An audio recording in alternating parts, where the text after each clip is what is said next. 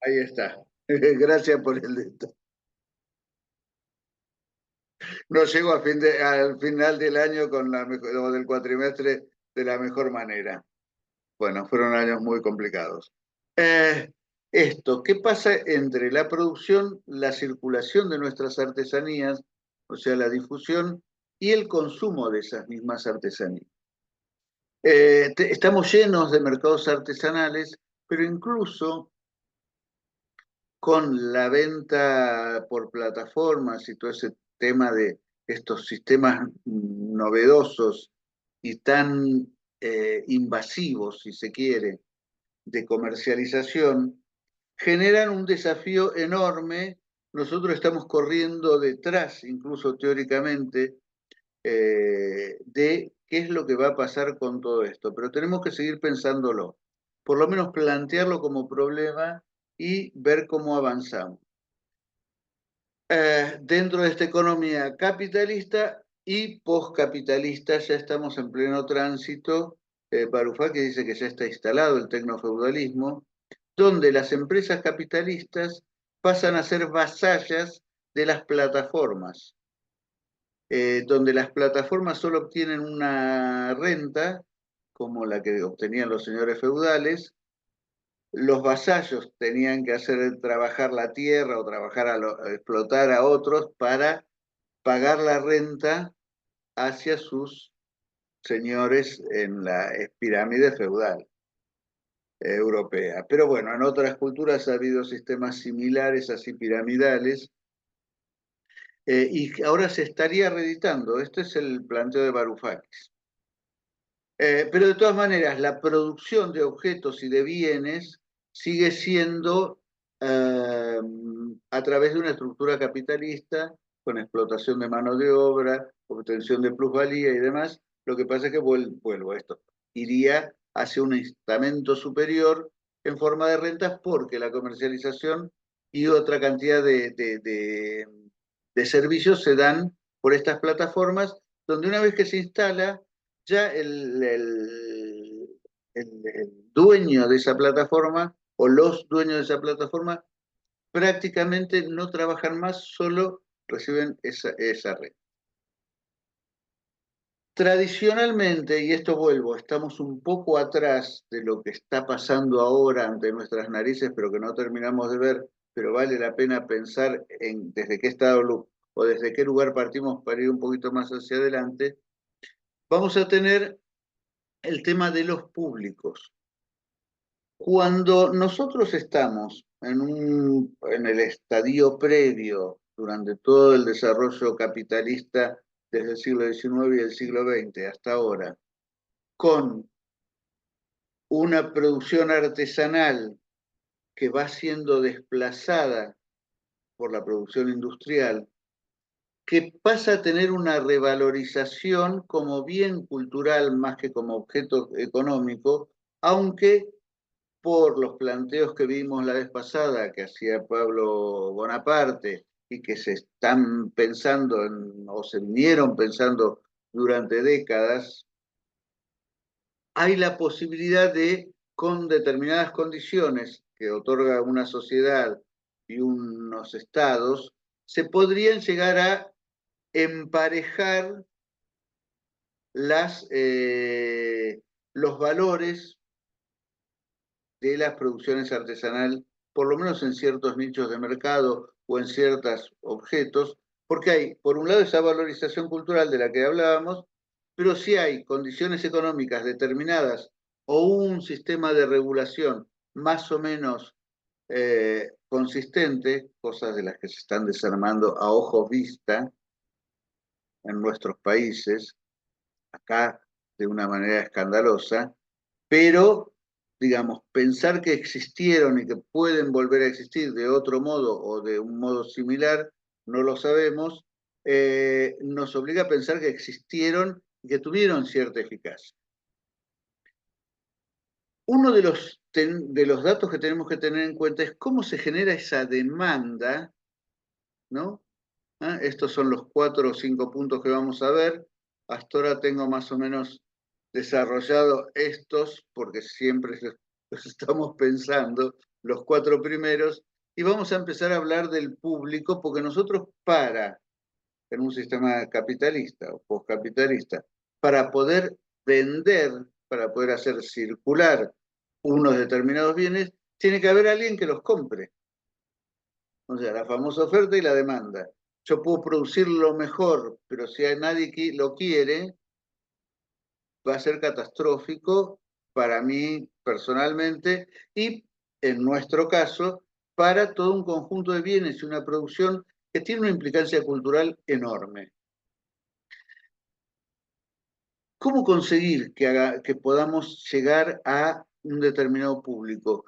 En general, en gestión cultural, en gestiones para otras ramas de las actividades culturales, espectáculo y todo lo demás, lo que se insiste mucho es que hay que generar y construir los públicos, educarlos, porque a veces está la necesidad.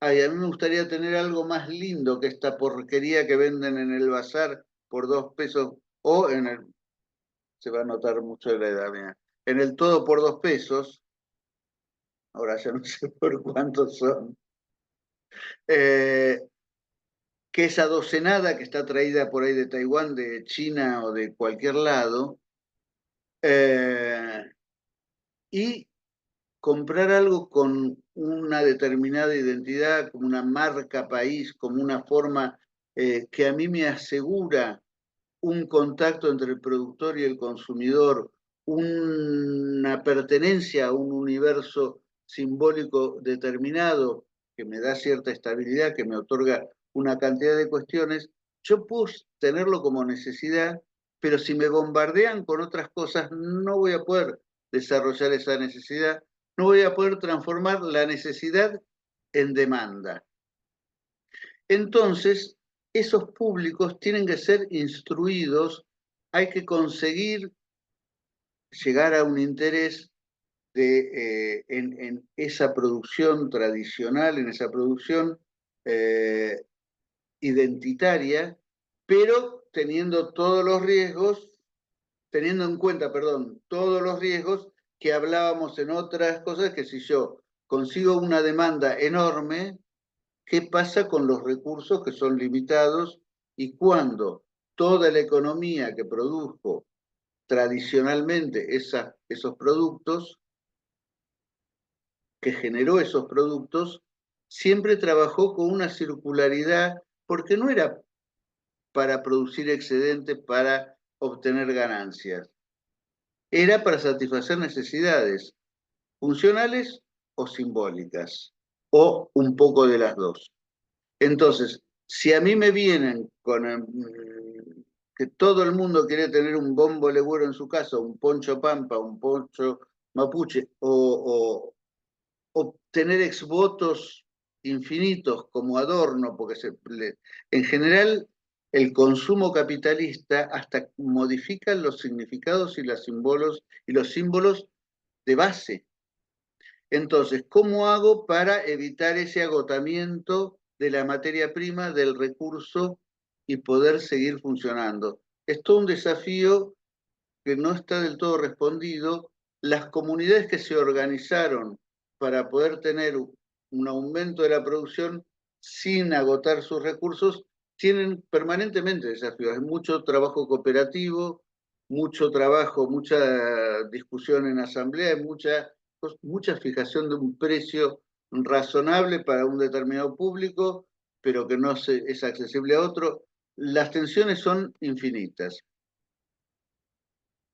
Ay, me parece que acá me confundí. Sí, era marca país. De una marca país, involucrar esa producción dentro de otras producciones, quizá industriales o audiovisuales o lo que fuere, que me puedan permitir que eso que aparece en la película de Graciela Borges fuera un elemento que me hace valorar también una producción hecha por una artesana o un artesano en cualquier punto del país. Esa construcción de demanda es imprescindible y a su vez implica una afirmación cultural propia, un valorar nuestras propias singularidades. Yo creo que alguna vez les comenté que en un viaje al norte hace varios años, eh, era muy impresionante ver que los turistas europeos o norteamericanos, todos rubitos, blancos, estaban con sus pulóveres artesanales, con los gorritos con las orejeras y demás, toda producción artesanal, más o menos tradicional, en algunos casos son interpretaciones más o menos libres o modernizaciones de aquellos diseños y trabajos, y los chicos que salían de un videojuego, que eran locales, estaban todos con camperas de universidades norteamericanas o el gorrito de béisbol con la visera hacia atrás, etc. Entonces, es un trabajo económico y cultural. Si nos ponemos muy marxistas, toda la cultura se basa en el tipo de economía, en la producción económica, en las relaciones sociales de producción. Pero bueno, hagamos un poco de diferenciación también. Eh, y el tema después es también, si no hay planificación o un trabajo del Estado, ¿cómo se hace para competir con esa gran producción industrial que por definición produce en cantidades?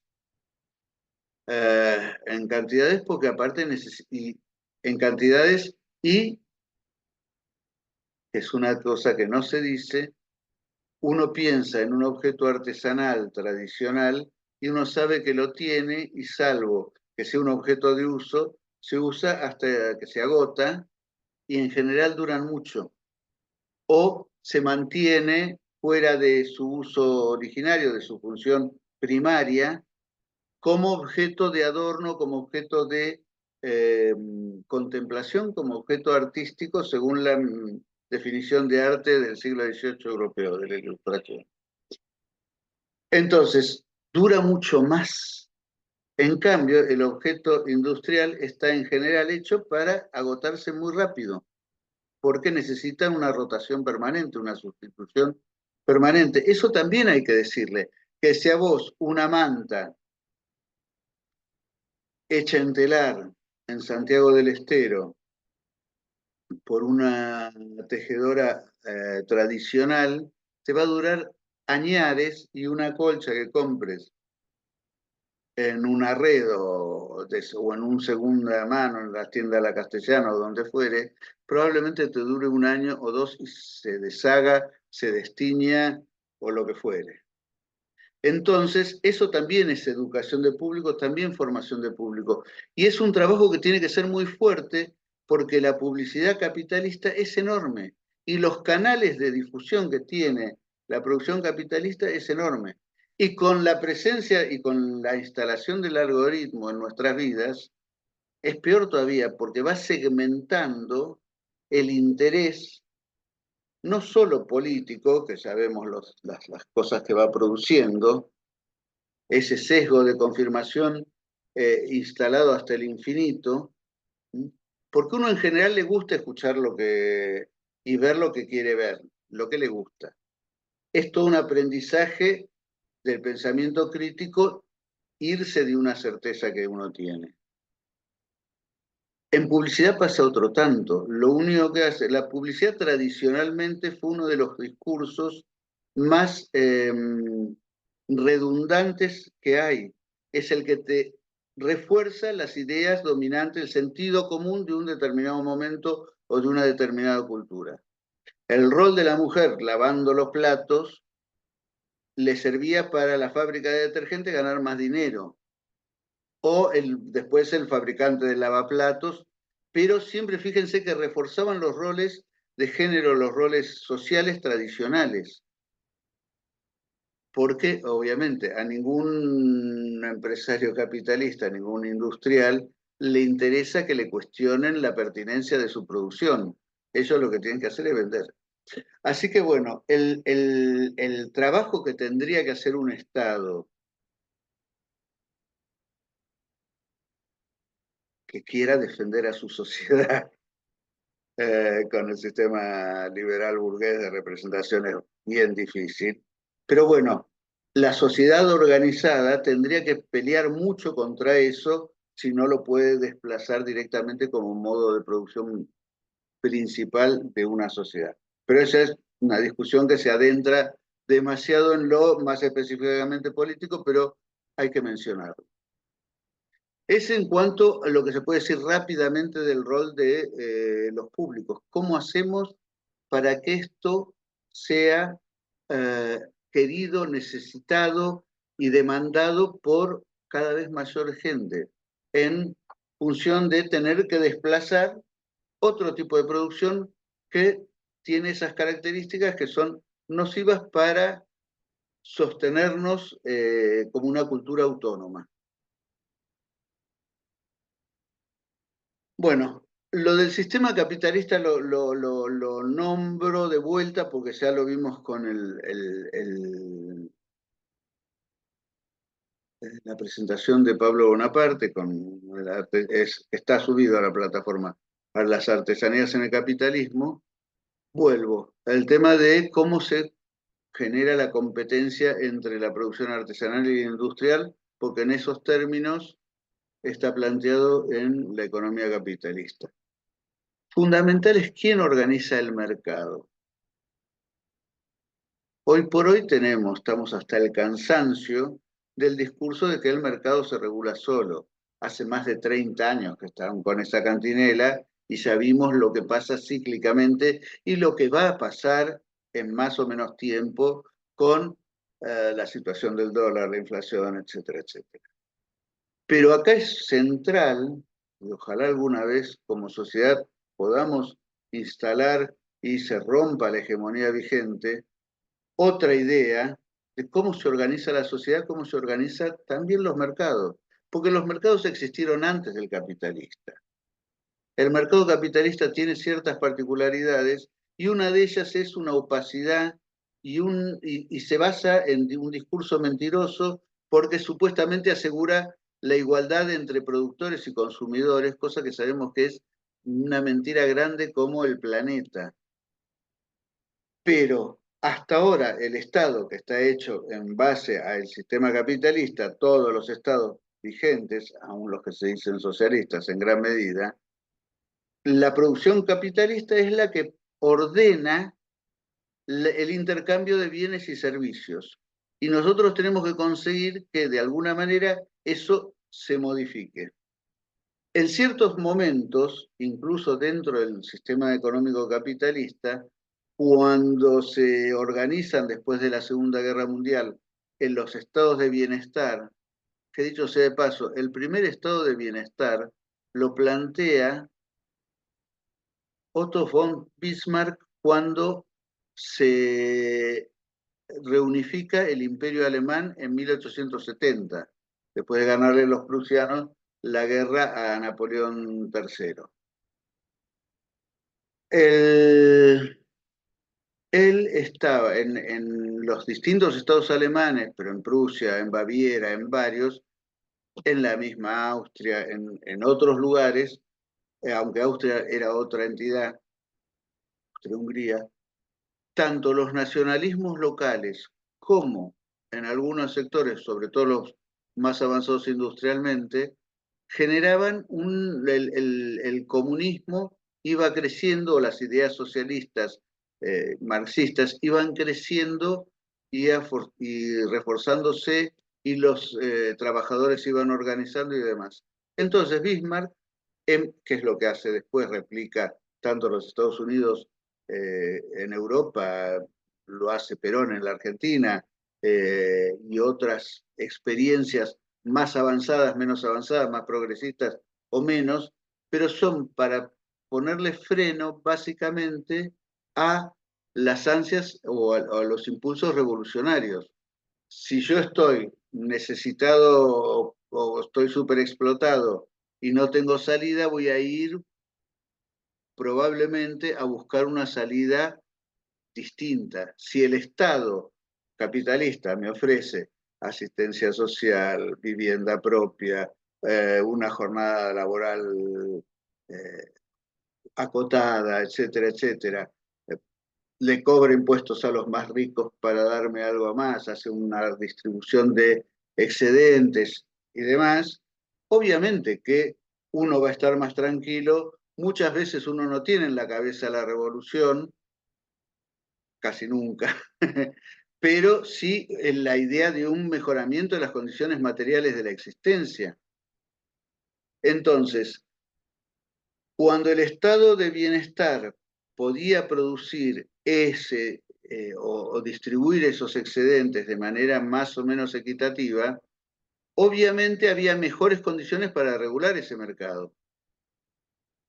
Y de hecho, en muchos de esos estados tuvieron iniciativas muy interesantes sobre su propia producción cultural.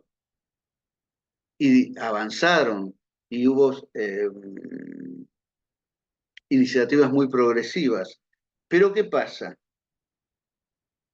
Cae el muro de Berlín, esto es, el oponente geoestratégico, que era el cuco, que me iba a dominar y que iba a convertir en comunistas a todos los obreros, nada menos comunista que el Estado estalinista y demás, pero bueno, esa es otra discusión, pero estaba ahí como oponente, como balance geoestratégico, cae, se derrumba y el capitalismo se convierte como en la única manera, y ya esos frenos que tenía respecto de su propia afán de lucro, que es constitutivo del capitalismo, se derrumban, no son necesarios.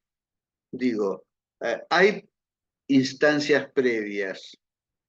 Ya con la crisis del petróleo empieza a haber un excedente de dinero, se presta al pavote, los petrodólares circulaban por todos lados, así nacen las deudas de los países latinoamericanos con las dictaduras, ¿eh? Ensayo de Pinochet, ensayo de Martínez de Osacá, y después tanto Reagan como Thatcher en los países centrales consiguen que esa variante neoliberal del capitalismo fuera arrasando casi con todas las regulaciones estatales y con la protección que otorgaban las leyes a los más desfavorecidos, los trabajadores o sectores sociales incluso más por debajo del trabajo proletario.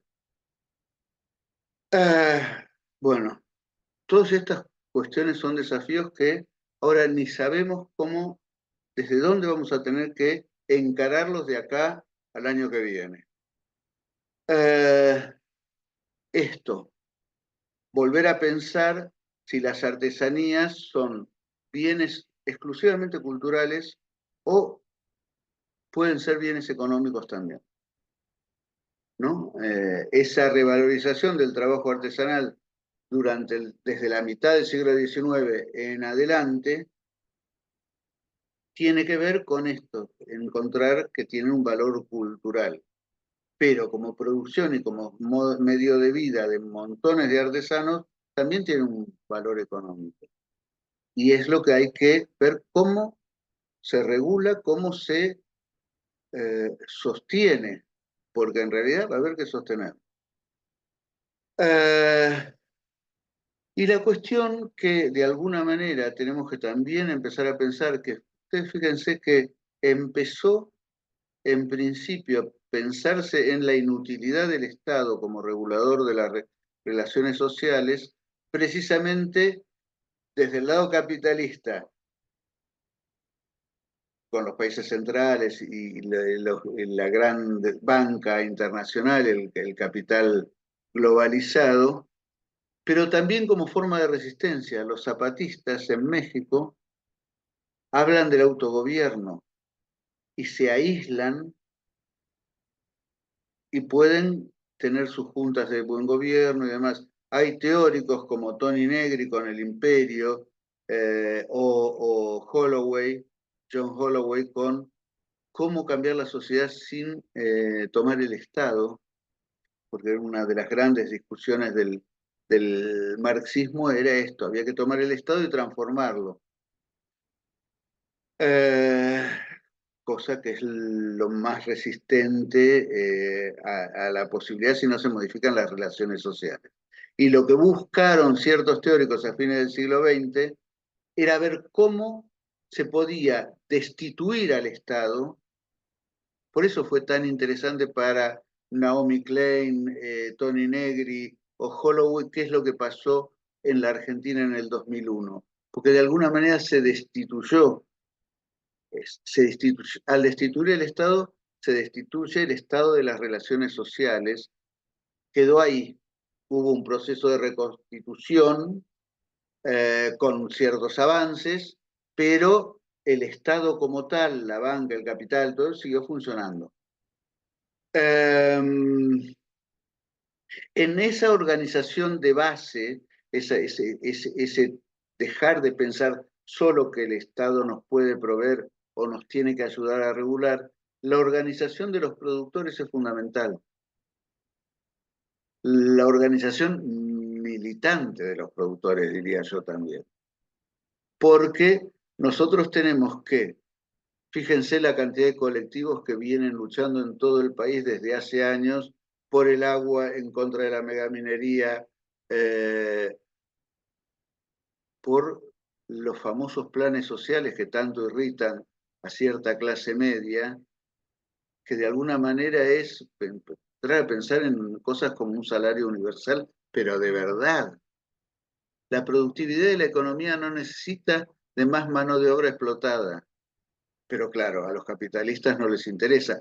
Y a los pocapitalistas, los señores tecnofeudales, si hacemos caso o si acordamos con esa visión, hoy por hoy un Jeff Bezos le importa nada si hay trabajadores que tienen que trabajar 12 horas o nada, porque a los 2 minutos los reemplazan o a los 3 minutos los reemplazan por un robot. Y eso está pasando. Entonces, la economía podría funcionar casi sin trabajo humano, más que nada intelectual o creativo, sí puede ser, obviamente tendría que seguir, pero sin mano de obra explotada. Pero claro, tendrían que distribuir todas las enormes ganancias que están teniendo y al contrario, cada vez vemos un proceso de concentración mayor. Pero bueno, la idea de poder resistir desde algunos lugares para poder después avanzar es quizás las últimas de las utopías. También tenemos que ver qué pasa con el uso de los recursos naturales. Esa materia prima de la producción artesanal es recurso natural que es finito. Vuelvo, no podemos agotar esa fuente. ¿Eh? ¿Cómo hacemos para volver a hacer una economía circular con mucho menos consumo y que nos termine destruyendo al planeta? ¿Eh? Vuelvan al trabajo de Pablo, que me parece más que interesante como posibilidad para reflexionar y para pensarlo. Hay otro tema que por ahí es con el que vamos a... Sí, por ahí sí, nos va a llevar un rato. Son las 7:20 y 25, que es el que también lo adelanté, creo, la vez pasada, el tema del comercio justo. El comercio justo es un modelo comercial, esto casi lo tendría que haber puesto entre comillas, pero no tengo a quién citar, no es una cita, eh, pero es más o menos armado en función de varias fuentes que andan dando vuelta por ahí. Se basa o se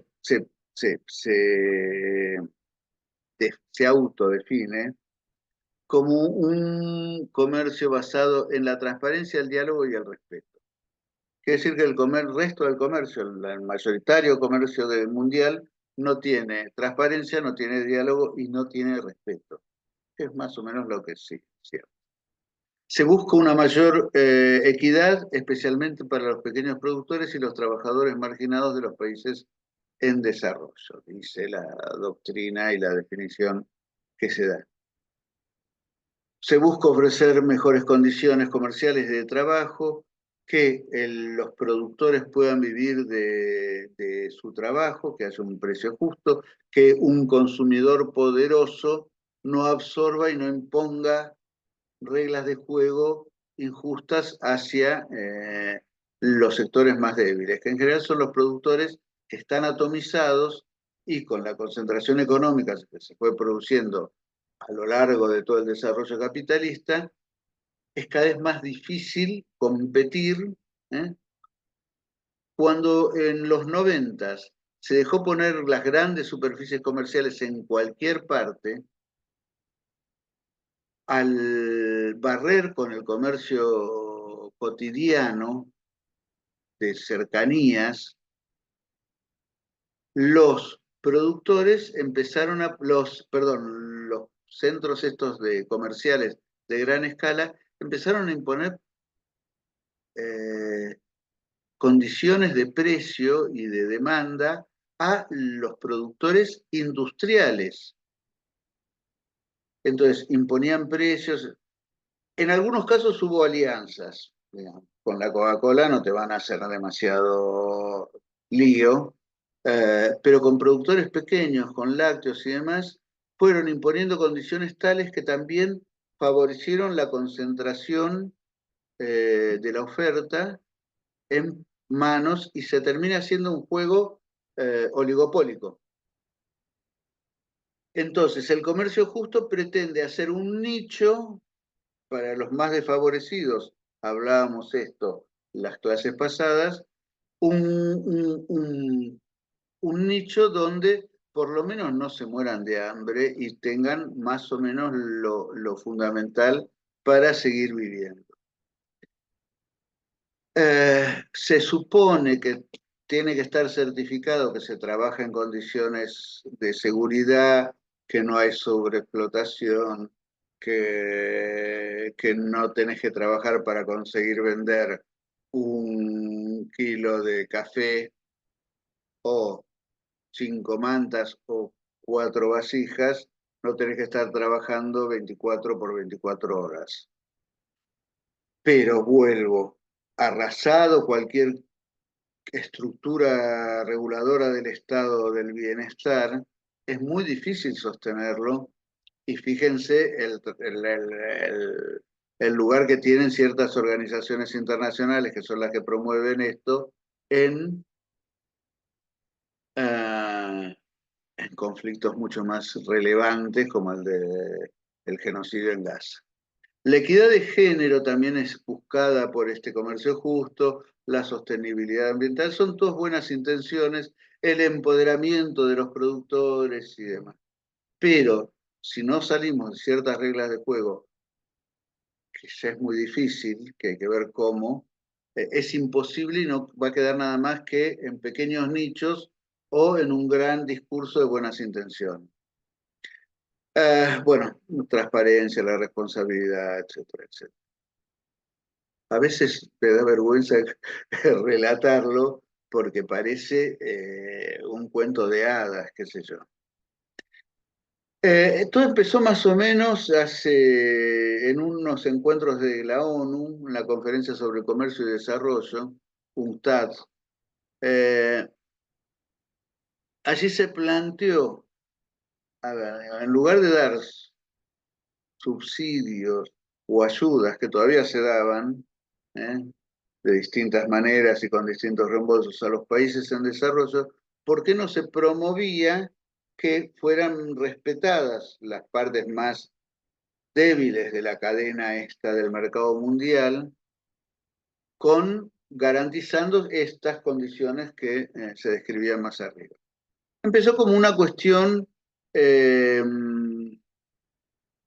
de que los grandes mercados capitalistas, el mercado norteamericano, los mercados europeos, recién se estaba armando el mercado común europeo, tuvieran una política más aperturista, que pagaran mejores precios, que controlaran que no hubiera sobreexplotación en los países. Digo, hoy si uno ve lo que está pasando en el Congo, en el este del Congo, con las minas de coltan, para producir los iPhones número 28, 29, no sé por qué número andan, no, creo que no llegaron tan lejos, pero para que todos los años haya un nuevo o un nuevo Tesla, están matando poblaciones enteras, están sobreexplotando a chicos de 10 años, etcétera, etcétera, etcétera. Digo, es muy difícil pensarlo porque no hay una regulación global a la altura del poder que tienen las grandes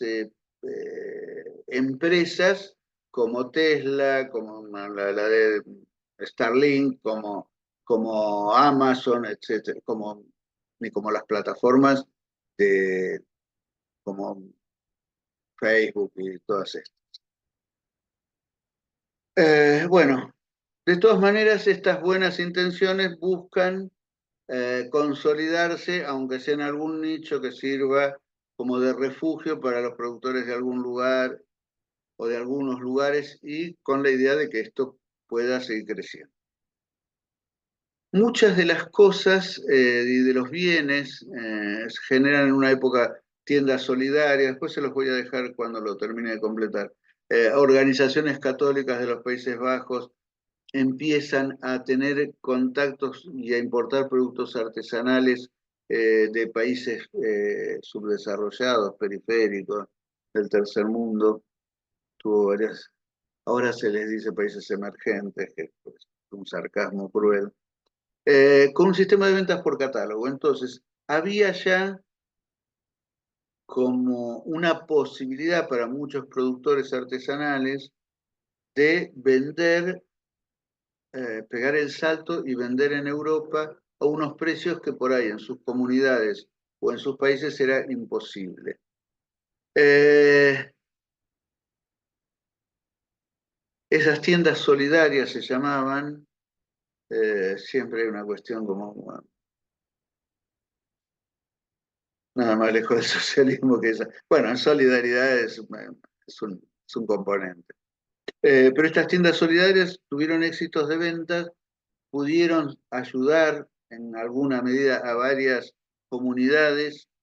Eh, Hubo también que les comentaba, yo tenía entendido que era en el café de Etiopía, pero no, parece que fue en Guatemala, que hubo un trabajo con el café y que este Indio Solidarity Coffee eh, ayudó mucho a ciertas cooperativas guatemaltecas, básicamente mestizas o indígenas. Eh, en muchos casos, también en los años posteriores, ¿qué es esto?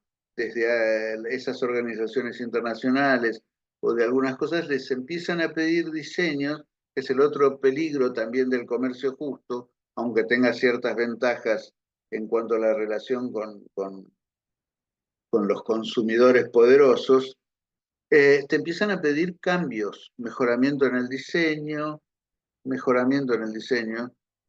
Por ejemplo, acá el Matra, el mercado argentino de artesanías tradicionales, pasó a ser Matria en un intento de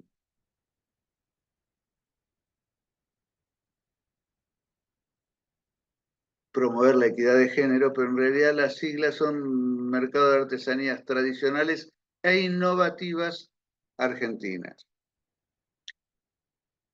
Que es un riesgo porque una cosa es que vos, que esto ya también lo fuimos hablando y anticipando en la charla la presentación de Pablo, con las diapositivas de... El valor de una artesanía tradicional es la tradición que conlleva y que va sumándose en cada nuevo producto. Se va generando una renovación, pero tiene un plazo, unos tiempos, hay un perfeccionamiento en la técnica, hay una modificación, una adaptación en algún diseño porque es necesario que se adapte, no porque la moda me impone que el poncho ahora tiene que ser de color fucsia, porque en Europa se usa el color fucsia, por esta temporada. Entonces voy a tener que hacer 200 ponchos en 2 meses para entregarlos a tiempo para las pasarelas de Europa. Estoy exagerando y mintiendo, pero de alguna manera la lógica de la moda, tanto la industrial como la artesanal, tiene que ver con esto. Entonces, esas innovaciones que me piden o que en algunos casos se consiguen, hay que ver si no son forzadas, si no desnaturalizan el modo de producción tradicional, y si no, que era lo que hablábamos también sobre las producciones artesanales de los pueblos originarios, que se incorporan en los márgenes del sistema capitalista, pero están integrados. Entonces, tienen que producir para un mercado que no les pertenece. Vuelvo, no es el intercambio de productos entre iguales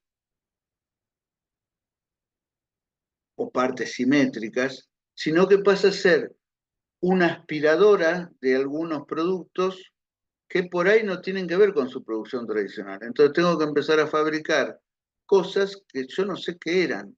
En algunos casos, o sea, por supuesto, frente a la necesidad del productor, si tiene que vender cualquier forma que no tiene que ver con su saber, no lo vas a criticar. Pero sí, ¿qué pasa y qué vamos a producir en una, dos, tres generaciones con esas comunidades?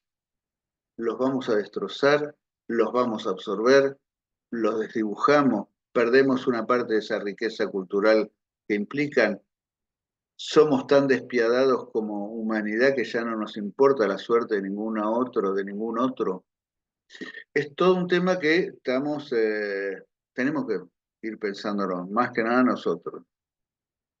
Eh, en muchos casos, por supuesto, estamos hablando de productos fungibles, alimentos, cosechas para producir café, cacao, etcétera, etcétera. Pero de vuelta, las grandes compañías alimentarias demandan, hay que ver de qué manera se procesa en una cantidad de productores atomizados, no del todo preparados, no, con menos herramientas para poder competir con grandes pulpos. Para mí la única solución posible es que se destruya el sistema capitalista, se replantee toda la economía del mundo de otra manera, pero ¿cómo hacemos? La revolución, yo ya estoy un poco viejo para empezarla, pero bueno, ver de qué manera por lo menos se resiste y se puede ir disolviendo o destituyendo alguna de esas relaciones que parecen tan arraigadas. Se dice muchas veces, lo habrán escuchado, que estamos más, nos podemos imaginar mejor el fin del mundo que el fin del capitalismo. Y realmente estamos en un momento crucial. Vuelvo a esto, creo que molesté el cuatrimestre anterior y esto con este tema porque es una obsesión, digo. ¿Qué pasa si no hacemos algo más que sencillamente poner paños fríos en algunos lugares muy, que es importante hacerlo, pero eh, ¿qué puede pasar con el mundo en sí si no modificamos algunas relaciones centrales del sistema actual? Y concatenado con esto, eh, se habla mucho también de la responsabilidad social empresarial. Porque como el sistema capitalista y a sus personeros y a sus beneficiarios eh, se tienen que hacer propaganda y no les gusta que le cuestionen su hegemonía, se plantean alternativas al sistema vigente y se empezó a hablar hace unos años de la responsabilidad social empresarial. Porque frente a los cuestionamientos sobre, por ejemplo, durante los dos primeros siglos de la industrialización, importó poco qué pasaba con los desechos industriales, qué pasaba con la vivienda de los trabajadores, qué pasaba con el medio ambiente, qué pasaba con la contaminación del aire, qué pasaba con cantidades de cosas. Hoy cada vez parece más urgente encontrar una solución, pero cada vez se niega más. Ahora, en, canales de cable, en su momento en los 90 en el programa de Neustad o en el de Mariano Grondona, se empezó a hablar de la responsabilidad social, que a esta industria le importa el país, que estas industrias quieren que mejorar las condiciones de su cadena. Techint habla de sostener a su cadena de proveedores. Y después vemos lo que hacen en la realidad y es cualquier cosa. Pero bueno, vuelta. Se supone que hay una prédica y una serie de compromisos que como no quieren que se los impongan, ellos dicen asumir de motu propio con el medio ambiente, con la cadena de proveedores, con sus trabajadores, etcétera, etcétera. Comportamientos éticos, el cuidado del medio ambiente, la participación activa en la comunidad. Claro, Barrick Gold financia algunos programas de la Universidad Nacional de Tucumán, pero después les tira el agua contaminada con cianuro a los ríos. Digo, es muy, muy, muy peligroso porque vuelvo a esto, esas empresas capitalistas son cada vez más poderosas y se independizan cada vez más de estados que ya no se sienten en la responsabilidad o no sienten, si tuvieran intenciones, no tienen el poder para frenar ciertas cuestiones. En todos lados, las organizaciones de la sociedad, las organizaciones populares, las comunidades se organizan y hasta ahora están poniendo bastante freno. Por ahí no pudieron en San Juan o en algunos lugares de Catamarca, pero en La Rioja el Famatina no se toca y se sigue sosteniendo. Ahora están peleando en Mendoza por el agua y el gobierno provincial mete presos a los activistas. Cuando toda la economía de Mendoza, que depende del uso muy racional del agua, y sus vinos y su producción local, hablamos más que nada de vinos, pero también hay otras producciones artesanales, va a verse afectada de una manera total si empiezan a hacer megaminería en Tupungato. Ni que hablar lo que está pasando en Vaca Muerta, con las comunidades, con sus producciones, la producción de lana para sobrevivir, de carne de ovejas para comer, etcétera, etcétera. Entonces, vamos a encontrarnos con discursos en este sentido que de alguna manera, si fuera posible, un Estado presente, como se usa tanto en este último tiempo también, tendría que poder frenarlos. Pero fíjense que en general han contribuido o no han tenido la posibilidad efectiva de sostenerlo.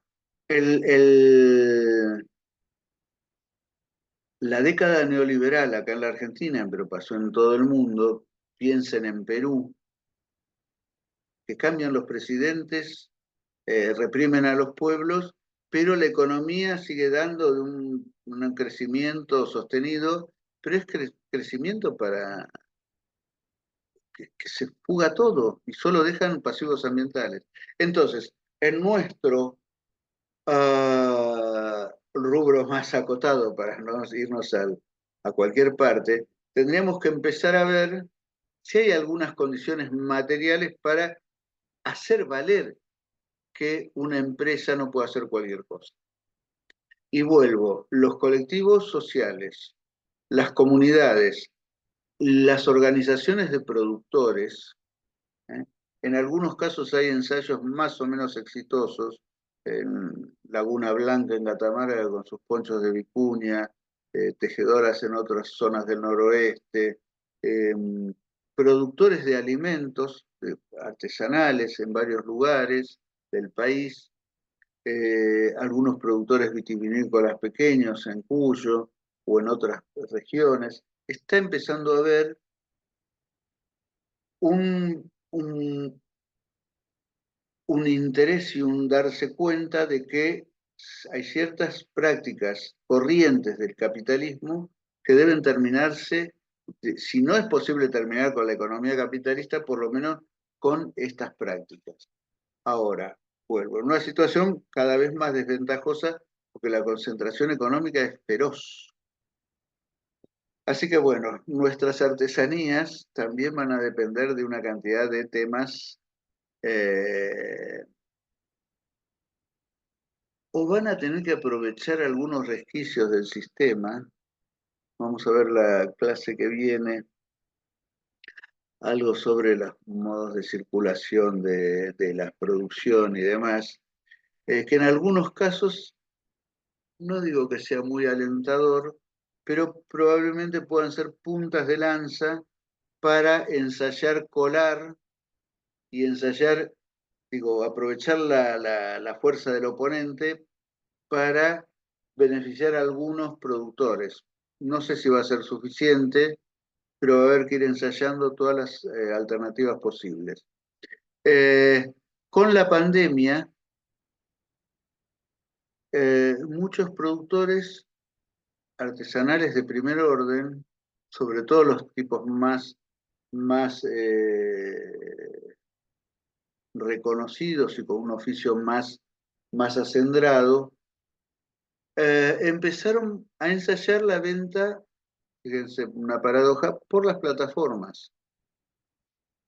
No me acuerdo con quién lo habló, no sé si era con alguno de ustedes o en otros ámbitos. La feria de Mataderos, por ejemplo, que era la feria tradicional más importante de la ciudad, perdió mucho de sus productores, muchos de sus puestos, porque en pandemia empezaron a vender por plataforma y empezaron a tener un ingreso imposible de conseguir acá porque vendían directamente a Europa o a los Estados Unidos, o a Japón o a Australia, digo, mercados importantes. De alguna manera se someten a esta nueva estructura de las plataformas que cobran una renta con el trabajo de los demás, pero ellos también los benefició. Son casos aislados todavía, no sé si hay una posibilidad de organizar grandes grupos y hacer mercados virtuales, quizá desarrollando alguna plataforma propia, habría que pensarlo. Habría que ver qué hacen las otras plataformas, si hay una alternativa que es por fuera de su control. Pero bueno, es todo un tema para seguir pensándolo y seguir pensándolo.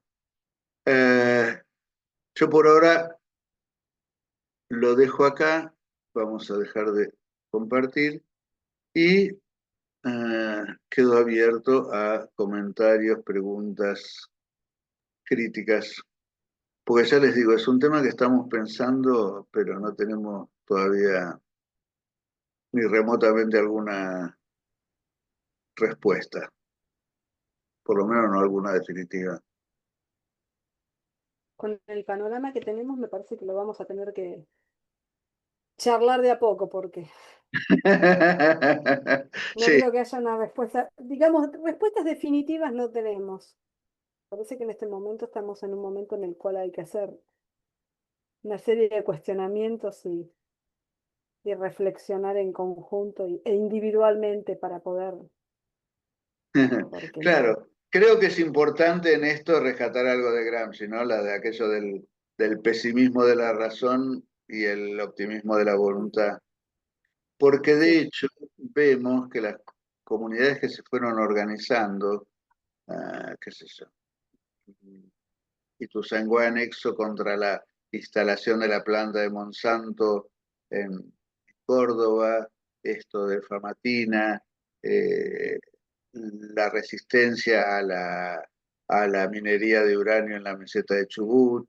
Hay muchos antecedentes, pero también es cierto que, bueno, obviamente ellos tienen más recursos. Y no lo digo, digo, parece que me estoy evadiendo del tema de la artesanía, pero hace todo un modo de vida, los distintos modos de vida de cada una de las comunidades, donde también están esas, donde se albergan, se cobijan y se reproducen esas artesanías, esas producciones artesanales que son tan necesarias para la cultura de la autoafirmación y la economía de cada una de esas comunidades. Así que bueno,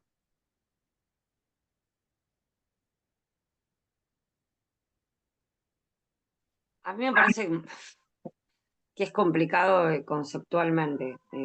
Para empezar, yo no creo que exista ningún tipo de capitalismo que no sea salvaje o menos salvaje. El capitalismo es salvaje. sí, Entonces, pensar, y creo que es uno de los grandes errores, sobre todo en América Latina, que porque algunos sectores en el pueblo están mejores con ciertos gobiernos, es lo que nos va a salvar, es lo que nos hace caer siempre en la misma dinámica del sistema contaminado, ¿no? Y creer que una clase media existe, porque nos hicieron creer que existe la clase media dentro del sistema y desde ese lugar han sostenido los últimos 70 años los gobiernos populistas.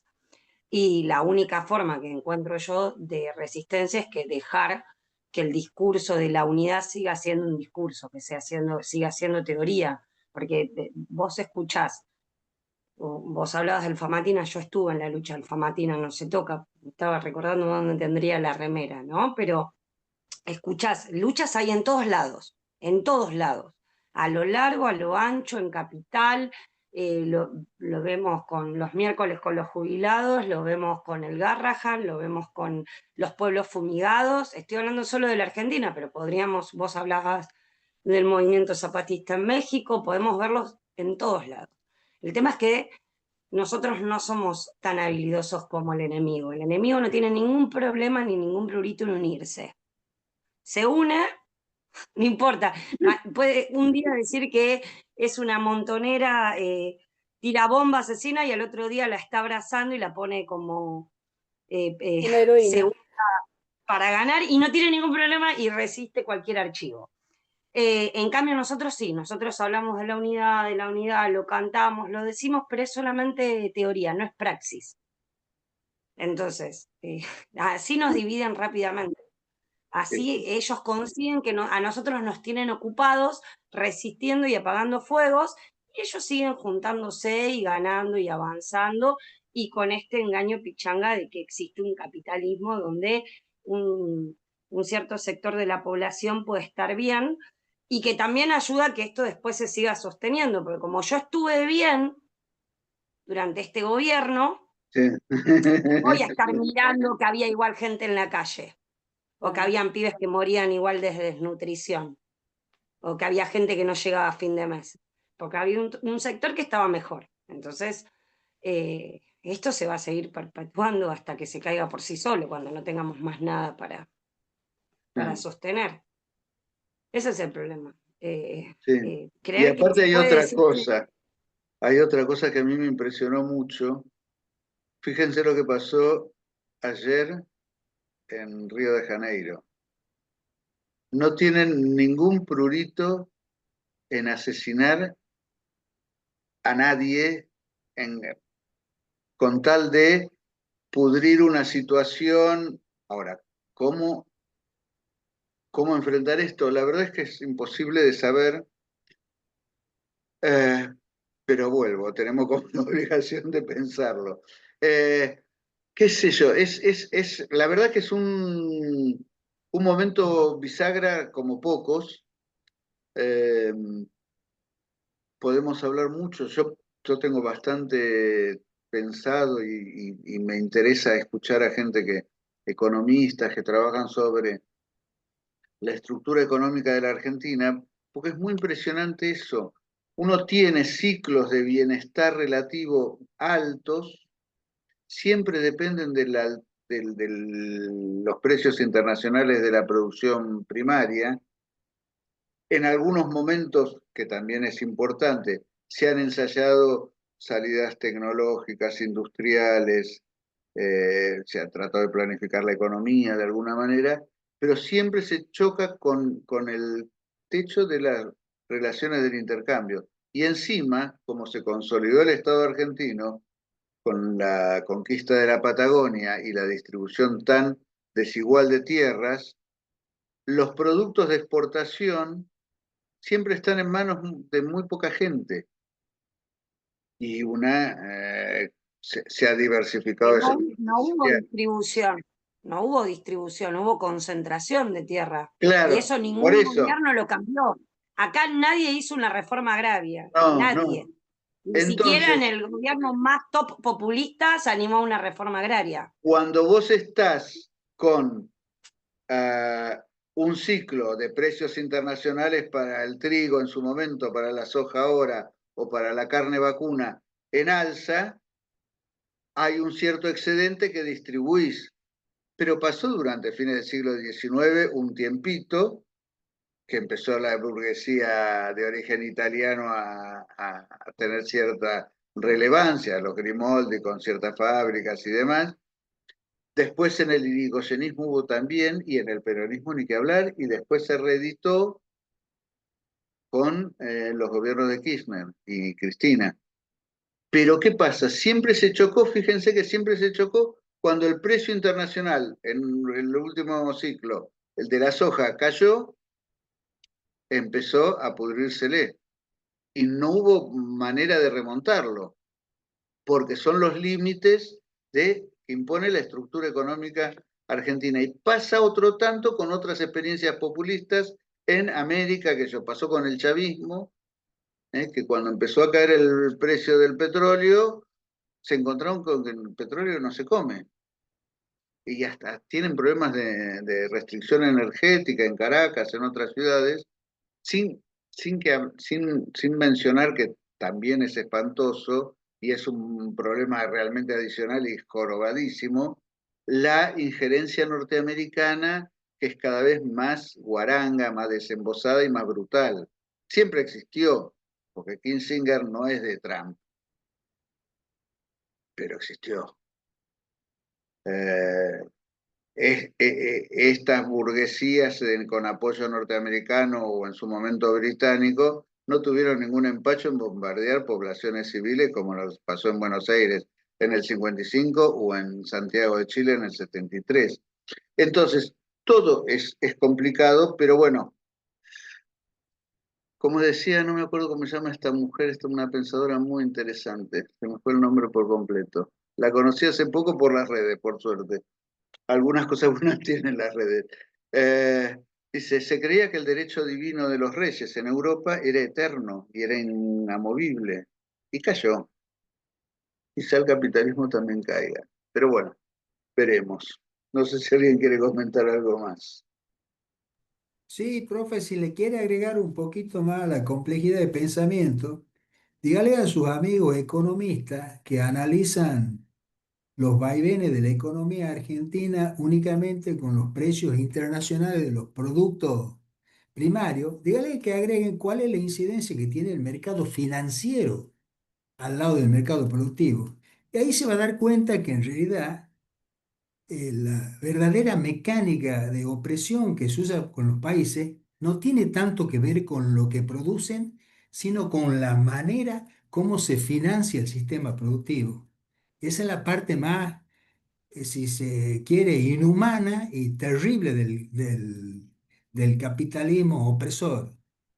Porque fíjese que si dependiera exclusivamente de los precios de los productos, cualquier país que tenga posibilidad de acopiar su propia producción, que estaría en condiciones de hacerlo, y simplemente acopia y se aguanta con el precio de su producto. Pero como el mercado financiero, el que impone la regla del precio relativo, no tiene, al que está copiando le van a bajar el precio del producto y al que no lo tiene lo van a subir. La mecánica es relativamente simple.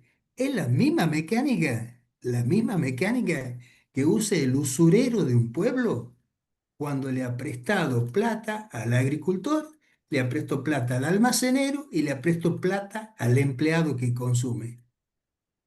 Eso es pura. Por eso no es de extrañar que los cómplices locales hayan elegido a Caputo como ministro, porque Caputo de lo único que sabe es de usura. Él ha iniciado su riqueza manejando una mesa de dinero Y es una información que la tiene todo el mundo, no es que yo sea un poseído de una información clave. Todo el mundo sabe que inició y la mesa de dinero es la manera moderna de hablar de usura. Él ha sido un usurero, Ujú. al alto nivel, high top, intermediario de otros que ponían el dinero. Y por eso él sabe cómo jodernos. Y por eso esto que se lo quiere analizar como una contienda de modelos de organización de la economía de un país, en realidad es un desfalco organizado del país. Es un sistema para afanarse lo que hay. Y cuando ya se afanen todo el producto, vamos a quedar recontra endeudados y después el afano va a seguir existiendo porque vamos a estar imposibilitados de hacer frente a la deuda. Nosotros en este momento, usted póngase a pensar, la deuda supera los 400.000 millones de dólares. Es una cifra que no la podemos ni escribir nosotros si la queremos pasar a dinero argentino. ¿Cómo se sale de esa deuda? No hay ninguna manera. Ya no hay ninguna manera, salvo que se elija otra manera de continuar la política, que ya lo ha dicho desde von Clausewitz, como le gusta nombrarlo a usted, y otros pensadores. La política tiene otra manera de continuar fuera de las discusiones. Pero bueno, eso no lo podemos decir porque estamos en una clase universitaria. Y se está grabando. Si quieren dejamos de grabar ya y seguimos charlando un rato más.